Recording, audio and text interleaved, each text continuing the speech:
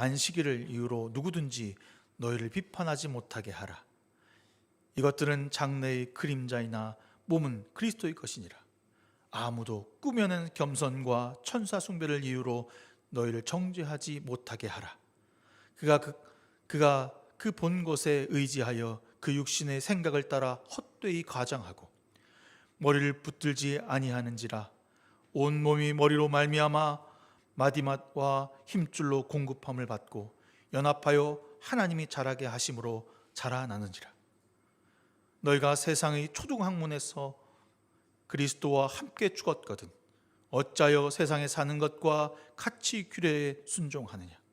곧 붙잡지도 말고 맛보지도 말고 만지지도 말라 하는 것이니 이 모든 것은 한때 쓰이고 없어지니라. 사람의 명령과 가르침을 따르니라. 이것들은 자의적으로 숭배와 겸손의 몸을 괴롭게 하는 데에는 지혜 있는 모양이나 오직 육체를 따르는 것을 금하는 데는 조금 더 유익이 없느니라. 하나님의 말씀입니다. 아멘. 아멘. 네. 하나님의 말씀입니다. 아멘. 제가 하나님의 말씀입니다. 하나님의 말씀입니다. 아멘. 네. 이렇게 하면 돼요. 한번 연습을 좀 해봐야겠어. 네. 제가 413장 찬송은 참 좋아하는 찬송가입니다. 내가 혹 죽을 때 이 찬송을 나한테 불러주었으면 좋겠다라고 하는 생각하는 것 중에 이 찬송이 저에게 들어있는데요. 저에게 힘이 되고 은혜가 되고 참 뭐랄까 나는 이렇게 살아야겠구나라는 생각을 할 때가 있습니다.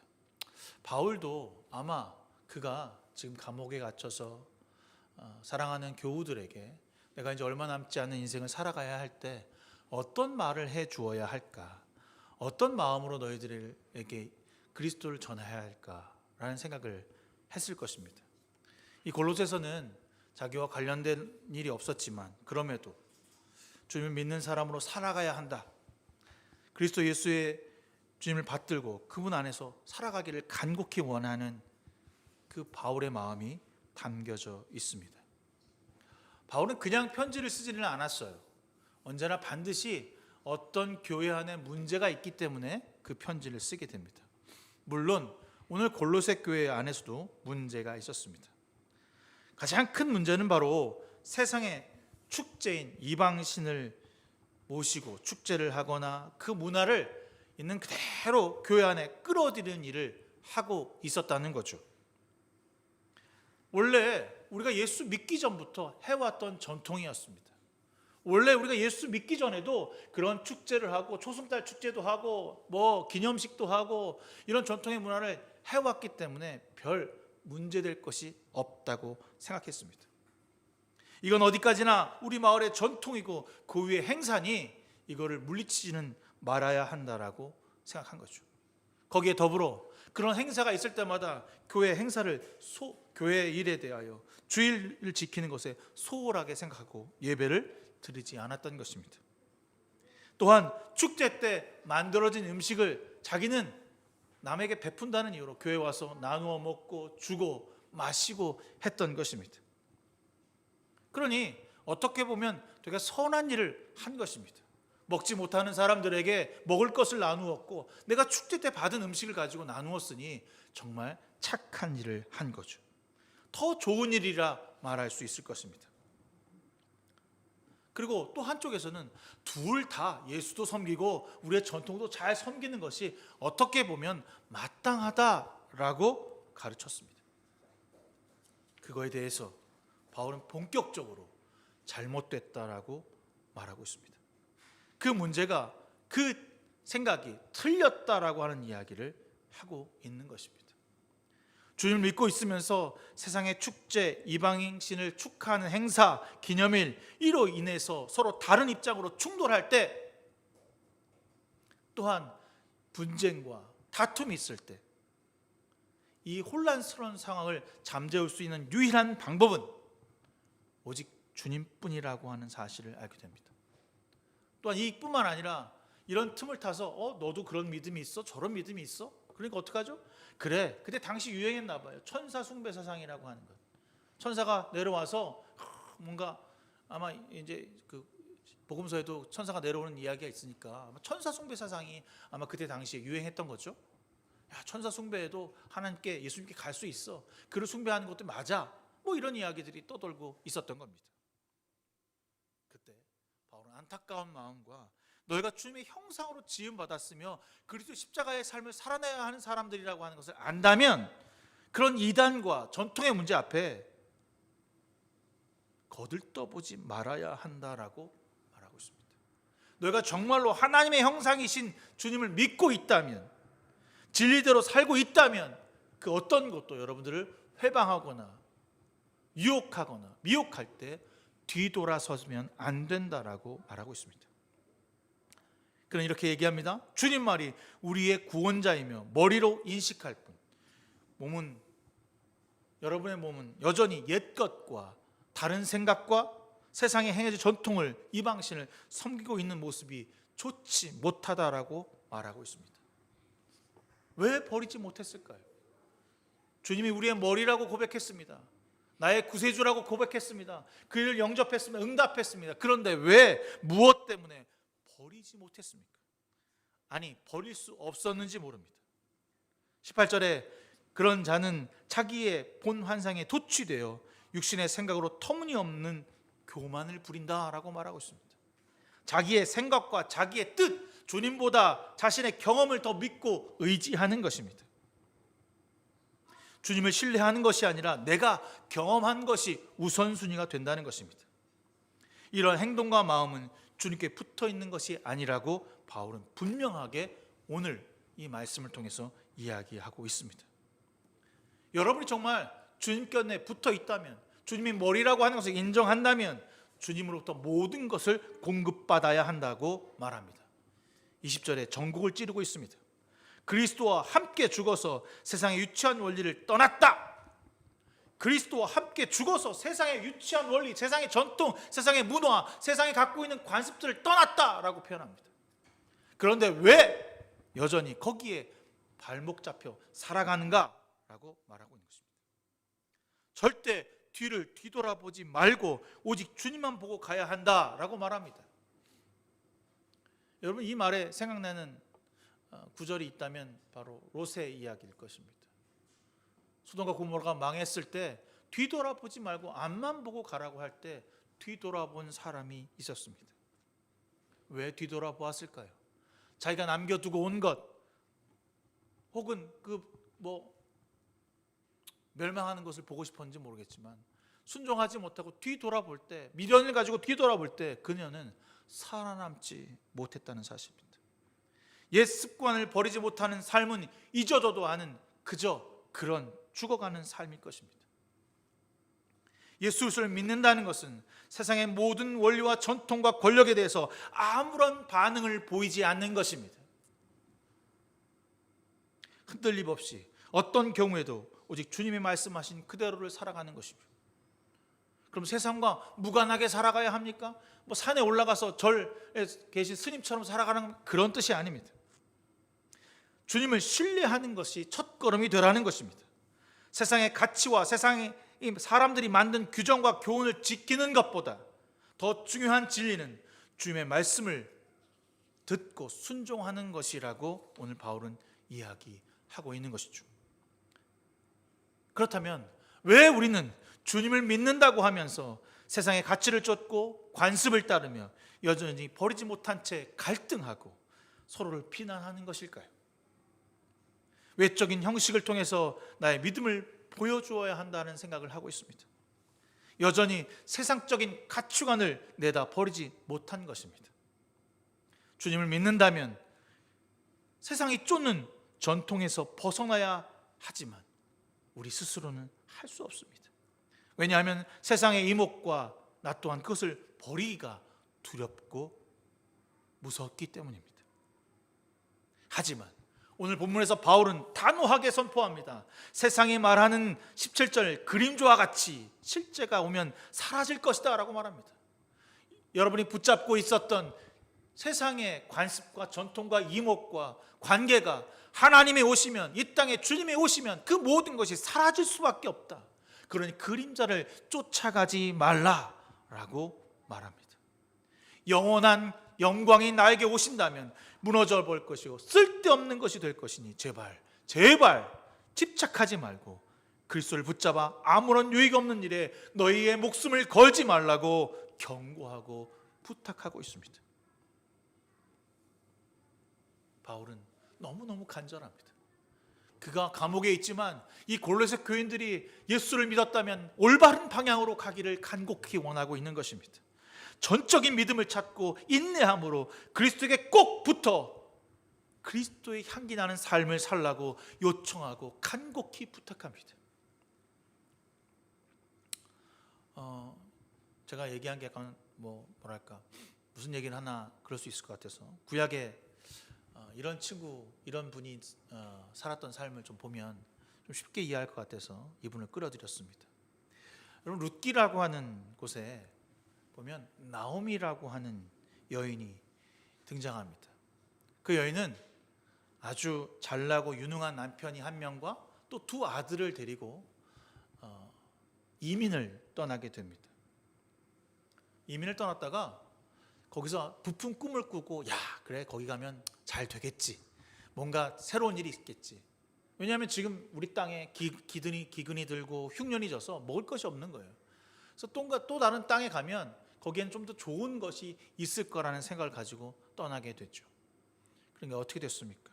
우리가 알고 있는 대로 쫄딱 망하고 모든 것을 잃어버린 상태로 다시 돌아와야 했습니다. 사실 룻기는 그 이후의 이야기입니다. 이후에 나오미의 주제로 사실 이야기되는 것이 아니라 룻의 이야기로 주제되고 있습니다. 룻은 좋은 남자를 만났고 아이를 얻어서 뭔가 승승장구하는 것처럼 보여져서 룻기는 해피엔딩이다 이렇게 생각할 수 있을 것입니다. 사실 그러나 나오미의 인생을 보면 그녀는 자신의 땅에 돌아왔을 때 이렇게 말합니다. 나오미가 기쁨이라는 뜻인데요, 나를 나오미라 부르지 마라, 나를 마라라 불러라. 마라라는 쓴 물입니다. 자신의 신세가 어떠한지 사람들에게 말합니다. 사람들이 그 나오미가 올 때 얼마나 비아냥거렸겠어요. 저기 오니까 나오미 온다, 나오미. 이 나오미라고 하는 게 기쁨, 뭔가 가지고 온다라고 했지만 그녀가 갖고 있는 것은 아무것도 없었어요. 다시 이민, 다시 자기의 고향으로 돌아와야 할 때 얼마나 처참하고 비참한 심정이었을까요? 풍요와 풍족을 위해서 떠났던 이민이 쫄딱 망해서 돌아왔습니다. 그렇다고 해서 룻이 승승장구하고 해피엔딩으로 끝났다고 해서 그녀는 잘 됐나요? 물론 그녀도 손자를 안아봤으니까 잘 된 일이죠. 하지만 그녀는 여전히 혼자였습니다. 그녀의 삶에 룻의 존재가 조금 기쁨이 되었을지는 모르지만 여전히 잃어버린 것은 돌아오거나 찾을 수 없는 것입니다. 그러나 만약 그녀가 이것에 돌아와서 경험했던 것이 있다면 바로 하나님의 역사를 경험하고 하나님의 은혜를 경험한 것입니다. 그녀의 가족은 그림자에 집착했습니다. 세상의 풍요와 풍족을 위해 모든 것을 내다버리고 떠나면 무엇인가 좋은 것을 얻을 수 있다는 착각에 빠졌습니다. 그리고 다시 모든 것을 다 잃어버리고 돌아왔을 때도 가진 것 없이 그렇게 비참한 인생으로 살아가야 하는 사람들이었습니다. 그때 비로소 주님을 붙잡습니다. 그때 비로소 주님께 원망하고 자신을 고백합니다. 여러분 안에 진리가 되신 하나님 아버지가 그리스도의 십자가 있다고 말하면서 여전히 세상의 법칙과 그들이 말하는 성공과 윤리적인 행동에 발목 잡혀 있다면 나오미와 다를 바가 없는 것입니다. 무엇이 우선순위가 되는 것을 알면서도 여전히 우리는 풍요의 땅, 풍족하다고 말하는 곳, 보암직하고 먹음직한 곳을 고개를 돌려 그것을 향하고 있는 것을 보게 됩니다. 사랑하는 성도 여러분, 우리는 마라와 같은 쓴 물의 인생을 살아가는 사람들입니다. 여전히 현실은 암울하고 고달프며 우리의 선택으로 인해서 벌어지는 일들의 희망적인 선택이 올 것이라고 하는 희망보다, 남들보다 조금 더 잘 살 것 같다라고 하는 그 희망보다 사실 어떻게 보면 여전히 현실은 가혹하고 혹되고 어렵습니다. 그래서 우리는 다시 조금 더 윤택하고 잘 살기 위해서 하나님께 이렇게 살려고 노력합니다. 착하게 살고 남에게 피해 주지 않고 편하게 가정을 꾸리고 남에게 친절을 베푸는 그런 그리스도인이 된다면 아마 나는 괜찮은 그리스도인일 거야, 그림자를 벗어난 사람일 거야 라고 꿈꿉니다. 주님이 나를 언젠가 성공한 그리스도인으로 만들어 주실 거야 라고 생각을 하게 되는 거죠. 하지만 그것은 틀렸습니다. 지금 당장 그대의 그림자, 여러분이 갖고 있었던 어둠을 벗어나야 합니다. 성경의 많은 인물들이 현실에서 고난 가운데 주님을 찾고 만났던 것을 보면 맨 마지막에 성공한 욥이나 야곱과 아브라함을 기대합니다. 그러나 그렇지 않습니다. 그들의 삶의 과정을 살펴보면 얼마나 많은 고난과 고초 때문에 힘들어하며 주님을 찾았던 시간이 있음을 보게 됩니다. 실체를 경험해야 하고 알아야 하고 기쁨을 누려야 합니다. 거짓으로 휘감는 세상의 그림자를 갈망하지 않겠다고 선포해야 합니다. 바울은 주님은 우리에게 맛보지도 건들지도 붙잡지도 말라고 계속해서 외치고 있습니다. 말씀하시는데 여전히 그 유혹 앞에서 당장 떠나라고, 내가 원하는 신보다, 내가 더 좋아하는 쾌락보다 높은 자리가 줄 수 있을 것 같은 자리에서 떠나야 한다라고 말하고 있습니다. 23절에 바울은 경고합니다. 이런 것은 꾸며낸 경건과 겸손, 몸을 학대하는 데 지혜를 나타나 보이지만 육체의 욕망을 억제하는 데는 아무런 유익이 없다. 겉으로 보이는 모든 우리의 모습 가운데 하나님의 거룩함이 없는 것들은 하나도 남김없이 버려야 합니다. 누구를 위한 웃음인가요? 왜 나는 친절하고 선해야 합니까? 주를 위해 모든 것을 버렸다면 바울처럼 우리도 모든 것을 내려놓고 버려야 할 때입니다. 사랑하는 성도 여러분, 지금 여러분의 소망은 무엇입니까? 하나님의 형상을 닮은 주님의 사람으로 사는 것이라면 그 삶에는 고난과 역경과 십자가가 있어야 합니다. 반드시 넘어야 할 세상의 벽이 있어야 할 것입니다. 벽을 넘어설 수 있는 방법은 여러분에게는 가지고 있지 않습니다. 오직 주님을 의지하고 모든 삶에서 주님을 나타내는 것 말고는 어떠한 지름길도 가지고 있지 않습니다. 십자가로 여러분의 몸을 내어놓아야 합니다. 여러분의 약함도 여러분의 강함도 모든 것이 십자가 앞에 내려놓고 짊어지고 가야 할 때입니다.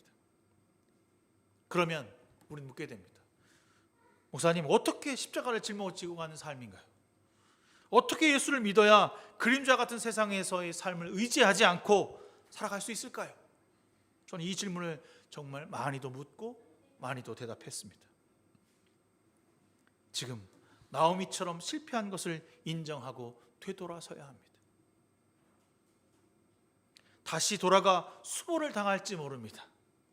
많은 사람들이 나오미가 오는 것을 보며 비아냥거리고 웃으며 쏙싹거릴 때, 그럼에도 불구하고 그녀는 현실을 직시하고 내가 나오미지만 이젠 나오미가 아니라고 말합니다. 그녀의 고백이 이렇게 되어 있음을 봅니다. 주님께서 나를 괴롭히게 하셨기 때문에 내가 풍족하여 나갔더니 여호와께서 내게 비어 돌아오게 하셨느니라. 여호와께서 나를 징벌하셨고 전능자가 나를 괴롭게 하셨거늘 너희가 어찌하여 나를 나오미라 부르냐.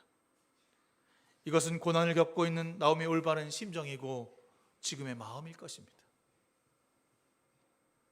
사랑하는 성도 여러분, 주님 앞에 솔직하고 정직하게 나가야 합니다.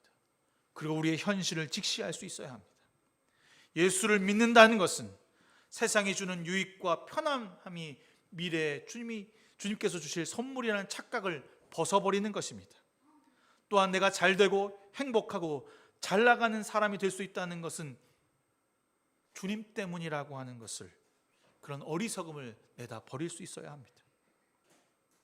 주님 때문에 예수를 믿으면 뭔가 행운이 올 것 같고 행복할 것 같고 건강해질 것 같고 믿는 것이 의지함이 있어서 내가 새로운 인생을 살 것 같지만 그렇지 않습니다.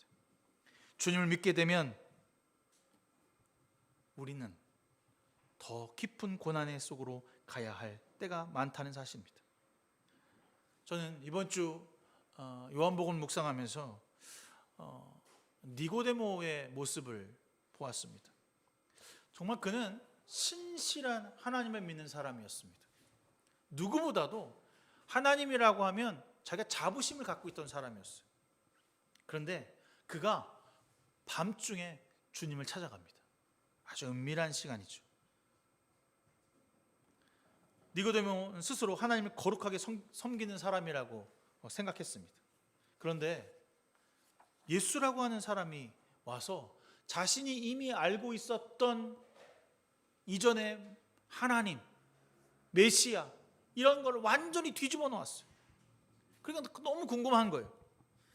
자신의 위치와 권위를 내려놓고 그에 가서 직접 물어보고 싶은데 너무나도 창피하니까 물어볼 수 없어서 늦은 밤에 예수를 몰래 찾아갑니다.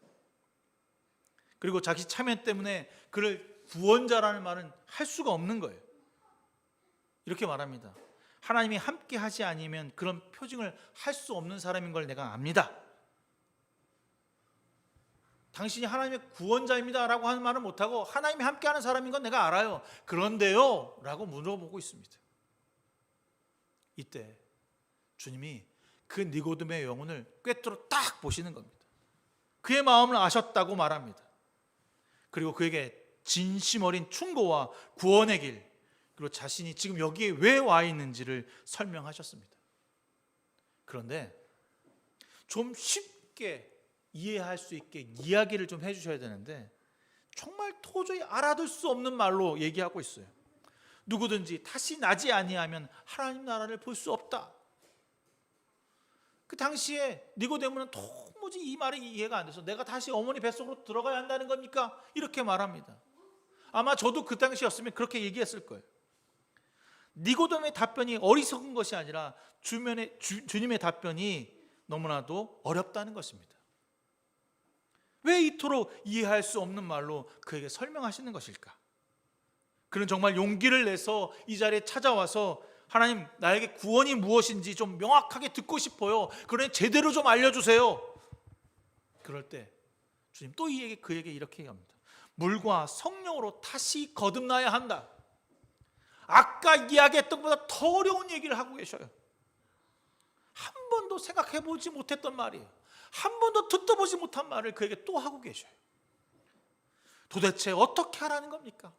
도대체 어떻게 해야 내가 주님께 구원을 받을 수 있습니까? 어떻게 해야 내가 믿는 사람으로 살아가는 것입니까? 좀 제발 알아듣기 쉽게 요즘 나오는 내비게이션처럼 또박또박 알려주시면 좋겠다. 그런 마음이 들어요. 외부적인 사람들에게도 내가 믿는 사람이고 내부적인 내 마음에서도 정말 난 신실한 크리스찬입니다 라고 하는 것을 티내고 싶어요. 제발 좀 구체적으로 딱 떨어지게 완벽하게 행동할 수 있는 지침을 하나 알려주시면 너무나 좋을 것 같아요.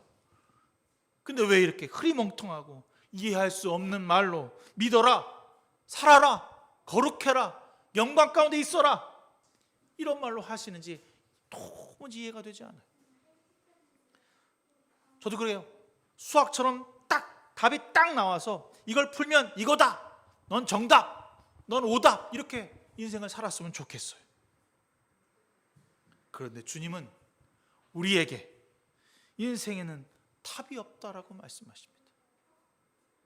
답이 없어. 그럼 어떻게 살라는 거야? 그런데 자세히 이 주님의 삶을 돌아보면 주님도 답 없이 사셨습니다. 답 없이 우리를 있는 그대로 사랑하셨습니다. 세리, 창녀, 과부, 절대로 세상 밖으로 나와서는 안 되는 많은 병자들, 실패하고 죄짓고 주님을 죽이려고 하는 사람들까지도 주님은 사랑하셨습니다. 어떻게 사랑하셨습니까? 무엇으로 사랑하셨습니까? 죽기까지 사랑하셨습니다. 우리는 주님을 사랑하는 사람들입니다. 우리가 정말로 주님을 사랑하는 사람들입니까? 그럼 우리가 어떻게 해야 합니까? 우리도 같이 주님과 같이 죽기까지 사랑해야 합니다. 이것이 하늘의 삶입니다.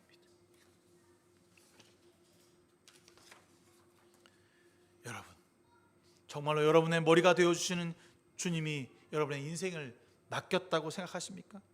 그러면 최선의 삶을 살아가십시오. 지금 제가 얘기해드린 답과 말에는 범위가 없습니다. 수학처럼 딱 떨어지는 답도 없습니다. 정확한 표대를 말해주지도 않습니다. 우리에게 표대는 주님입니다.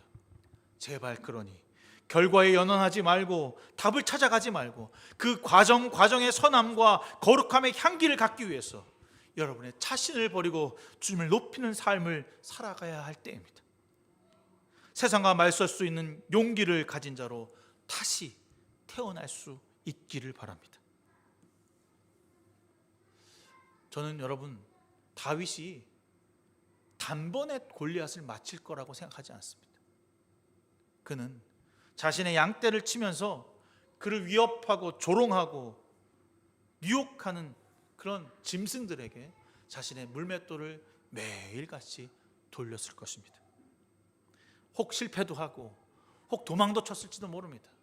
그러나 그 과정 가운데 그의 물맷돌이 조금씩 성장했던 것이죠. 그러니 여호와 하나님을 무서워하지 않는 골리앗 앞에 섰을 때 그는 이미 그의 삶의 과정에 여러 가지 흑역사가 있었을 것입니다. 우리도 우리에게 주어진 물맷돌, 기도와 말씀으로 매일 던지고 또 던져야 합니다. 그 던짐이 실패가 될 수도 있고 성공이 될 수 있습니다. 저도 아침에 큐티 탁 하고 나서 적용까지 딱 써요. 오늘은 제가 지난주 중에 하나 중에 아이들에게 화내지 않고 착한 아빠가 돼야지. 그 말 하자마자 좀 있다가 누구 나오는 혜비 나오는데 제가 한 소리 했거든요. 야! 니 그래 막 왜? 제가 다시 또 읽어보면 아이고 여전히 안 되는구나. 말로는 입술로는 뭔가 되는 것처럼 막 거추장스럽게 써내지만 여전히 무릎 꿇지 않고 말씀 앞에 자기를 내놓지 않으면 안 된다는 것을 깨닫게 됩니다. 주님이 계시기에 우리가 살 수 있습니다. 끝까지 주님을 사랑하는 마음으로 진심을 다해 세상에 여러분을 던지길 바랍니다. 언젠가 정말 우리를 위협하는 골리앗을 향해 돌을 던지가 될 때 내가 아닌 주님이 명중시켜 주실 것입니다. 이것이 바로 새로운 삶, 하늘에 속한 삶을 살아가는 우리의 모습일 것입니다. 다윗이 골로새 교인들에게 원했던 것은 우리의 삶이 처음부터 끝까지 하나님만 바라보는 삶이다 라고 말합니다. 그리스도로 말미암아 거듭나서 이 세상에서 세상이 말하는 성공이 아니라 하나님 말씀하는 성공을 향하여 달려가는 것. 나에게 어떤 고난과 내가 감옥에 갇히는 한이 있더라도 나는 주님을 외치다 죽겠다라고 하는 각오를 가지고 살아가는 것이죠. 지난주 약간 안타까운 죽음을 보았습니다. 새해 저도 그런 소원과 마음이 있거든요. 우리 가족 모두 건강하게, 우리 부모님, 내 자녀들, 나와 관계한 모든 사람들이 행복하고 아프지 않게 해주세요. 그런 제목을 냅니다. 새해 벽두에 자신의 인물을 가지고서 화재 현장으로 뛰어 들어갔다가 3명의 소방관이 자신의 목숨을 잃었습니다. 제가 연결식을 처음부터 끝까지 쭉 지켜보는데 그 중에 한 어머니의 말이 제 마음을 치더라고요. 너 없이 내가 어떻게 살아? 너 없이 내가 어떻게 살아? 현실은 되게 냉혹하고 안타까움을 선물해 주더라고요. 우리 인생이라고 하는 것이 아침에 나갔다 안녕하세요라고 하고 저녁에 안녕하세요라고 하는 말을 조차 할 수 없는, 한 치 앞도 할 수 없는 인생이구나. 그런데 우리는 되게 먼 미래를 향해서 바라보고 꿈을 꾸고 내가 무엇이 될 거야, 난 이런 삶을 살 거야, 난 이렇게 가질 거야 라고 하는 꿈을 꿉니다. 오늘 이 하루의 삶조차 책임질 수 없으면서도 여러분 정말 새로운 삶을 살길 원합니까?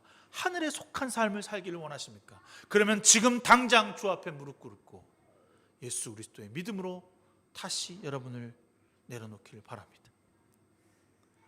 우리는 하나님의 형상을 따라 지음받은 사람입니다. 그러니 하나님의 형상을 따라 살아가는 삶이 자연스러워야 합니다. 사랑하는 성도 여러분, 우리의 머리가 되시는 그리스도 앞에 순종함으로 오늘 하루 나아가는 저와 여러분 되기를 주님의 이름으로 축원합니다. 좋으신 하나님, 은혜 위에 은혜를 더하시고 사랑 가운데 거하시는 주님, 진심으로 회개하며 이 고난과 역경 가운데 우리의 삶을 지키고 보호하셔서 세상에 살지만 하늘에 속한 삶을 살아가는 사랑하는 은혜 공동체 되게 하여 주시옵소서. 여전히 세상은 우리를 유혹하고 미혹하며 찌르며 아파하게 하며